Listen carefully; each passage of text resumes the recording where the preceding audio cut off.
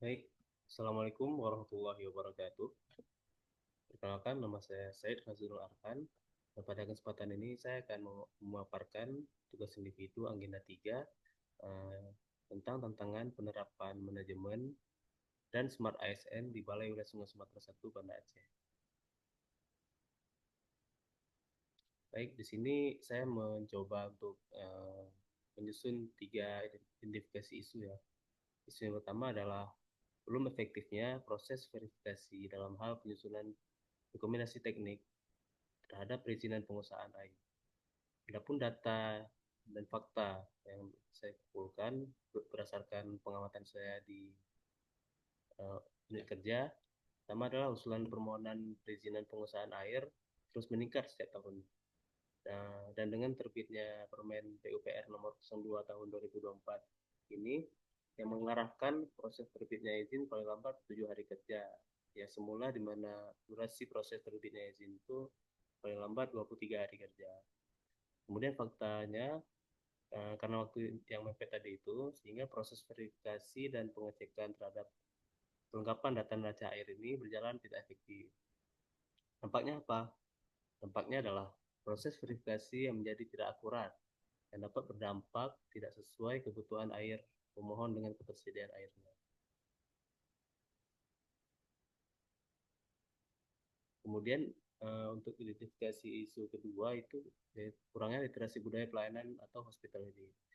Isu yang ketiga adalah kesenjangan kompetensi ASN dengan tuntutan era digital. Kemudian untuk tapisan isu di sini saya menggunakan metode APKL yaitu aktual, problematik, kekhayalakan dan kelayakan. Di sini bisa kita lihat untuk isu yang pertama itu belum efektifnya proses perizinan pemanfaatan atau pengusahaan air terhadap kelengkapan akan neraca air. Di sini saya menilai untuk tingkat aktualnya itu sedang hangat terjadi di lingkungan kerja saya, terutama dengan keluarnya Permen PUPR nomor 02 tahun 2024 ini. Kemudian untuk problematiknya itu saya menilai tingkat problematiknya itu 5.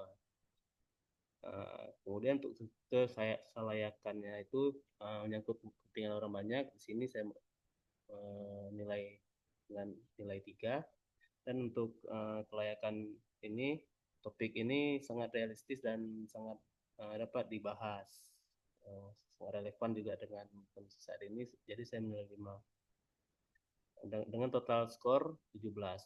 Dan untuk isu-isu kurangnya literasi budaya pelayanan atau hospitality itu mendapatkan skor 12, dan untuk kesenjangan kompetensi ASN dengan tuntutan era digital memperoleh skor 15.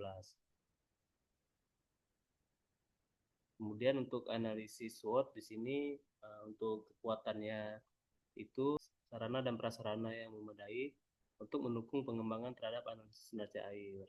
Kemudian untuk kekurangannya, di sini untuk kelemahan masih kurangnya tenaga teknis untuk proses analisis neraca air, dan juga selain kurangnya tenaga teknis juga SDM yang ada sekarang itu masih rendah potensinya.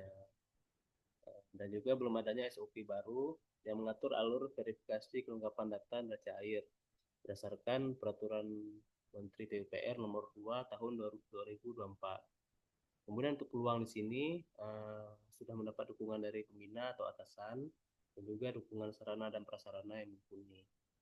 Kemudian untuk ancamannya, eh, terhambatnya proses verifikasi kelengkapan data neraca air, kemudian tidak akuratnya data neraca air serta skema pemanfaatannya. Lalu ide atau solusi yang dapat diterapkan menurut saya itu yang pertama adalah mengimplementasikan proses analisis neraca air secara spasial dengan menggunakan software HackHMS, sehingga output yang dihasilkan mendekati dengan kondisi aktual ketersediaan air di setiap daerah aliran sungai atau das atau subdas. Eh, Kemudian dalam mewujudkan Smart ASN juga kita dapat membangun skema pemanfaatan air yang terintegrasi dari hulu sampai hilir menggunakan software Ribasin, sehingga dapat diketahui pengaruh dari setiap kebutuhan air pemohon terhadap pemanfaatan air di hilirnya. Kemudian kita juga bisa membuat SOP, verifikasi data neraca air, dan skema pemanfaatan. Kemudian juga kita harus membuat instruksi kerja, analisis ketersediaan air secara spasial menggunakan HKMS, dan juga instruksi kerja pembuatan skema pemanfaatan sumber daya air menggunakan Ribasim. Kemudian juga dapat dilakukan sosialisasi dan sharing knowledge pada tim teknis penyusunan neraca air, dalam hal ini unit hidrologi dan kualitas air, dan juga tim verifikasi kelengkapan data pada unit rekomendasi teknis. Baik, sekian yang dapat saya paparkan mengenai tugas individu agenda 3 ini. Assalamualaikum warahmatullahi wabarakatuh.